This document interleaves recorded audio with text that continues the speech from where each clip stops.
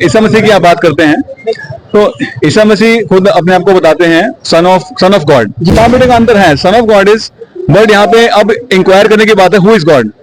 तो हमारे आंखों के सामने सन ऑफ गॉड है अगर हम क्रिश्चियनिटी की बात करते हैं, राइट। और हम अलग संतों की बात करते हैं, अलग अलग धर्मों के संतों की बात करते हैं, तो हमें दिखाई देता है कि वो संत हैं। आप अन्य कई धर्मों में आप जा सकते हैं, उनके ग्रंथों को पढ़ने का प्रयास कर सकते हैं। कहीं भी जो है मतलब जो ऑडियंस जिन ऑडियंस के लिए वो ग्रंथ लिखे गए हैं, उन ऑडियंस के स्तर के हिसाब से उसमें ज्ञान दिया गया है। अब उनका स्तर इतना नहीं था उस समय पे कि वो उनको ये बता पाए कि भगवान का स्वरूप क्या है। तो आप ग्रंथों को खोलेंगे, उनको भगवान का स्वरूप नहीं पता लगेगा, बस भगवान है, ठीक है, एक भगवान है, हु इज गॉड। तो ये सब आपको जो श्रीमद् भागवत ग्रंथ में मिलता है। तो भागवतम में और भगवत गीता में बताया जाता है कि भगवान श्री कृष्ण जो है वो परम भगवान का एक वास्तविक स्वरूप है। माता पिता का दिल दुखा करके अगर कोई ब्रह्मचार्य में जा रहा है तो वो कितना उचित है? देखिए, ये जो माता पिता के दिल दुखाने वाली बात है, जरूर हो सकता है कि हाँ माता जो है उस समय पे न्यूज चैनल में आई थी, लेकिन हमारा जो ब्रह्मचर्य जीवन में आना शास्त्रों पे आधारित है। और कभी कभी ऐसा होता है कि जो भक्त भक्ति में आता है, उसके जो पेरेंट्स होते हैं, माता पिता होते हैं, उनको इस प्रकार का भक्ति के ज्ञान से थोड़े से पीछे रहते हैं। कभी कभी बच्चे जल्दी भक्त बन जाते हैं। तो उसका मतलब ये नहीं है कि हम जो है अपने मतलब माता पिता को कम बताएं। हरे कृष्णा। हरे कृष्णा। क्या नाम है प्रभु जी? परमानंद पुरी दास। परमानंद जी, जैसे मैंने अभी थोड़ी देर पहले देखा आप लोग यहाँ पर चैंट कर रहे थे हरे कृष्णा हरे रामा कंटिन्यूअसली, बहुत देर म्यूजिक के साथ में। अच्छा एक वातावरण यहाँ पर बन रहा था। तो आप किसी पर्टिकुलर संस्था से हैं या इंडिविजुअल आप सन्यासी हैं और अपना चैंट कर रहे थे? जी, हम लोग एस्कॉन संस्था से बिलोंग करते हैं। एस्कॉन से आप बिलोंग करते हैं। क्या है एस्कॉन, अगर मैं जानना चाहूँ तो उसका मोटा मोटा जानकारी क्या रहेगी?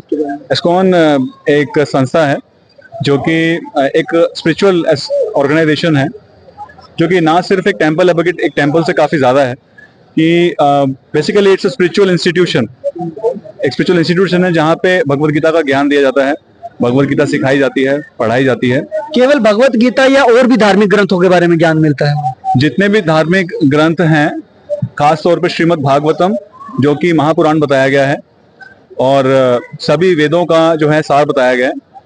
तो उस प्रकार से जैसे वेद है, वेदों को पेड़ के समान बताया गया है, और श्रीमद् भागवतम को उसके मीठे फल के समान बताया गया है। तो श्रीमद् भागवतम का गुण ज्ञान और साथ में भगवत गीता का जो है पूरा गुण और कंप्लीट ज्ञान उसका। इस संस्था के संस्थापक कौन हैं, किन्होंने इसकी शुरुआत करी? हाँ, अभयचंद्र अरविंद भक्तिवेदांत स्वामी श्रील प्रभुपाद जो हैं इस संस्था के जो हैं संस्थापक आचार्य हैं। और कई वर्ष पूर्व, around more than 50 years back, Srila Prabhupada started this association of devotees and this organization named as ISKCON। और ये बहुत सुंदर संस्था है। मैं ये जानना चाह रहा हूँ, जैसे अभी मैंने यहाँ पर देखा तो मेरे को तो ऐसा लगा था कहीं पर कोई विदेश की ये संस्था होती है जैसा, क्योंकि यहाँ पर अभी आपके साथ में मैं देख रहा हूँ कि यहाँ पर विदेशी भाई भी बहुत हैं, ठीक है, जो कि मूलतः भारत के नहीं हैं, ठीक है। तो इन सबको जोड़ करके कि किसका पीछे का क्या राज है? ये तो राज कुछ नहीं है इसमें राज कुछ नहीं है, सब ओपन है। एस्कॉन को सब जानते हैं, ऐसा कोई नहीं है जो एस्कॉन को नहीं जानता।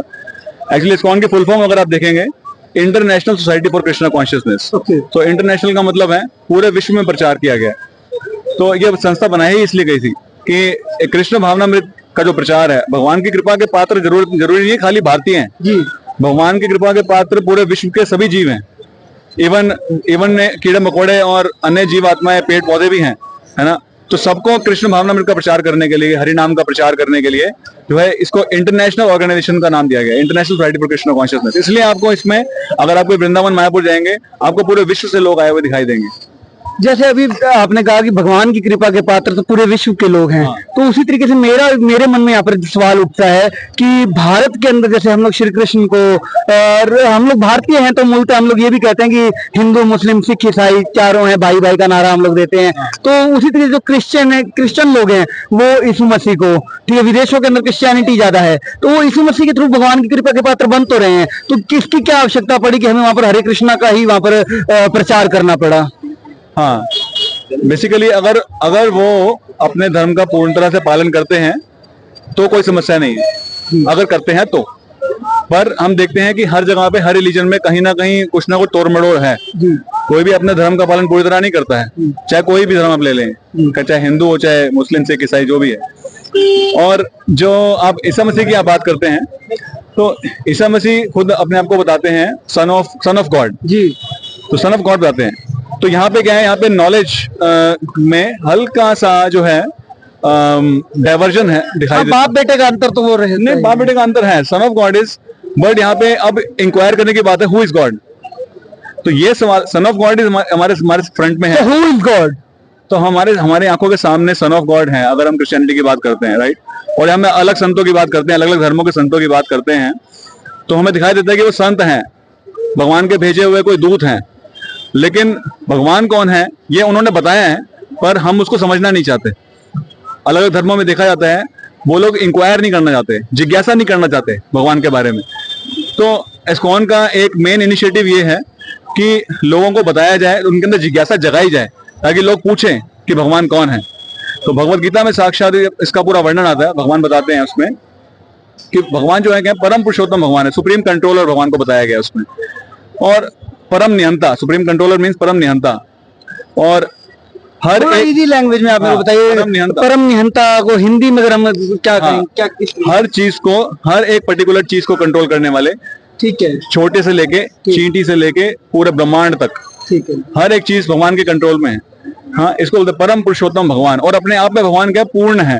और भगवान का वास्तविक स्वरूप के बारे में वर्णन आप अन्य कई धर्मों में आप जा सकते हैं, उनके ग्रंथों को पढ़ने का प्रयास कर सकते हैं। कहीं भी जो है, मतलब जो ऑडियंस, जिन ऑडियंस के लिए वो ग्रंथ लिखे गए हैं, उन ऑडियंस के स्तर के हिसाब से उसमें ज्ञान दिया गया है। अब उनका स्तर इतना नहीं था उस समय पे कि वो उनको ये बता पाए कि भगवान का स्वरूप क्या है। तो आप ग्रंथों को खोलेंगे, उनको भगवान का स्वरूप नहीं पता लगेगा, बस ये पता लगेगा भगवान है, ठीक है, एक भगवान है और उनके भक्त हैं। लेकिन भगवान दिखते कैसे हैं, पहनते क्या है, खाते क्या है, करते क्या है ना, लीलाएं कहाँ करते हैं। लेकिन तो ये सारी, लेट मी फिनिश।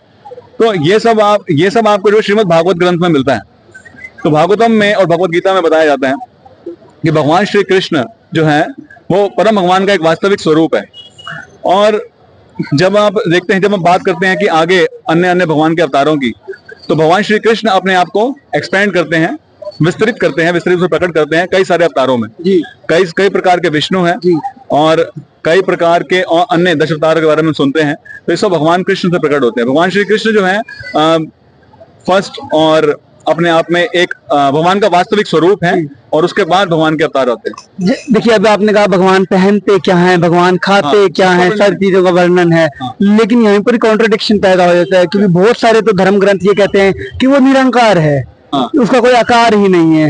हिंदुओं के अंदर भी, बल्कि मैं सनातन में भी बहुत सारी जगह पर ये बात सुनने को कुछ संतों के द्वारा मिलती है कि प्रभु तो निराकार है। तो आप कह रहे हो अगर भगवान पहनते हैं, खाते हैं, तो उनका आकार है। तो आप इसको आकार को कैसे सिद्ध करते? तो इसको जो है ना, जैसे आप समझ सकते हैं कि आपके पिताजी तो होंगे जी, उनका आकार है, बिल्कुल है।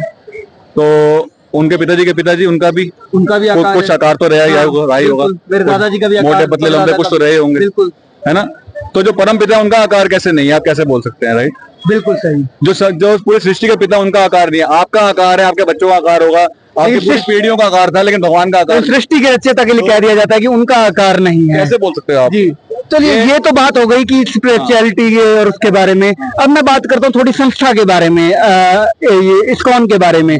इस्कॉन की काम करने का प्रोसीजर क्या है? जैसे मैं अभी आप लोगों को देख रहा हूँ, आप लोगों ने भगवा धारण किया हुआ है, और हमारे सनातन धर्म के अंदर तो अगर हम किसी भगवाधारी को देख लेते हैं तो हमारे मन में पहला थॉट ये आता है कि कोई संत महात्मा, कोई सन्यासी हैं जो सब कुछ त्याग कर चुके हैं, वैरागी व्यक्ति हैं। तो क्या आप लोग उस प्रकार की उस पद्धति पर चल रहे हैं? हाँ, हमने भगवा इसलिए पहना है, हमने ब्रह्मचर्य जीवन लिया है हरे नाम का प्रचार करने के लिए। आपने यहाँ पे भी सुना, हम हरे नाम संकीर्तन कर रहे थे, और ये हमारा मेन उद्देश्य है भगवा पहनने का।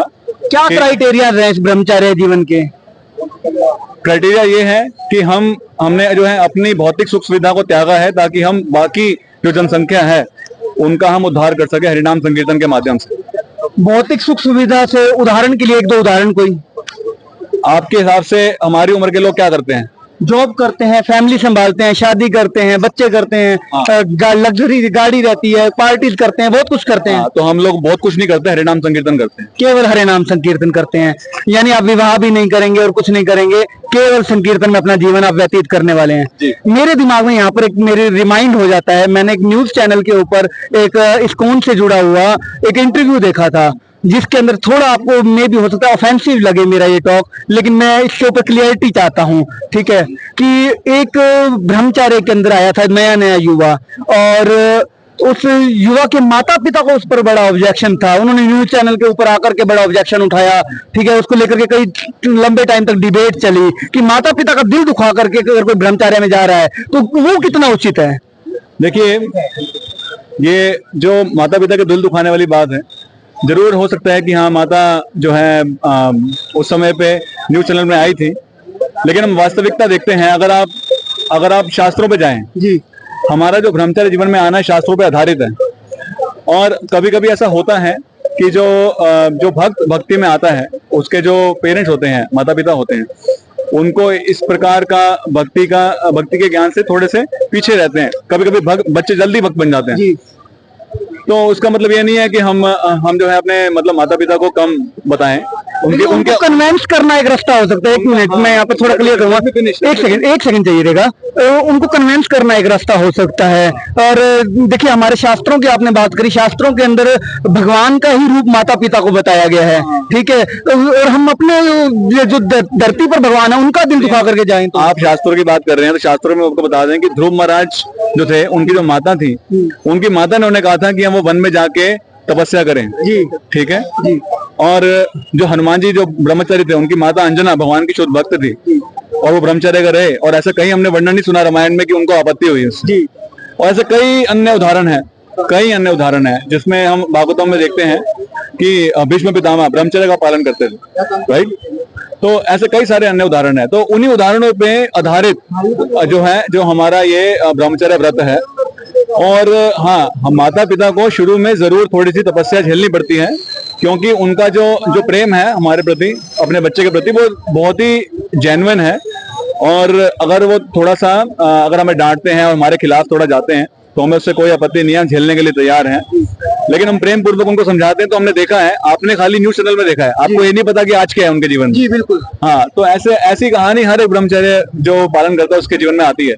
और आज के टाइम में अगर आप देखेंगे, वो माता पिता हैं और वो पूरा परिवार बहुत खुश हैं और बड़े अच्छे से भक्ति में लगे हुए हैं। आप हम में से किसी के भी घर में आएंगे, आप देखेंगे बहुत सुंदर भगवान के विग्रह हैं, बड़ा अच्छा वातावरण है, माता पिता खुद संकीर्तन में लगे हैं, है ना, अपना कार्यकलाप भी कर रहे हैं, संकीर्तन भी कर रहे हैं। तो उनको कोई आपत्ति नहीं है अब। लेकिन हाँ, शुरू में थोड़ा सा भय लगेगा, क्योंकि माता है, माता को तो भय लगेगा ही, माता का तो हृदय का। चलिए, माता को तो भय लगेगा ही। और इसके साथ में मैं अपनी आखिरी बात को पूरा करते हुए मैं आपसे केवल जानकारी चाह रहा हूँ कि अगर कोई युवा, सपोज करो, मान लो एक एग्जांपल के लिए मैं हूँ, अगर मैं अब से पहले अपने जीवन में सारे कुकर्म करता रहा हूँ, ठीक है, मैंने नशा भी कर लिया, मैं लड़कियों के साथ भी रहा, सब कुछ किया मैंने, और अब मैं ये चाह रहा हूँ कि मैं आपके जैसे रास्ते पर, मेरी बुद्धि ऐसी हो गई कि मैं चाह रहा हूँ कि आपके रास्ते पर आ जाऊं, तो क्या वो मेरे पीछे के कुकर्म मेरा पीछा छोड़ेंगे, या फिर मेरे आगे के जो अब मैं ब्रह्मचर्य में जो जाना चाह रहा हूँ वो सब पुण्य मेरे साथ में जाएगा?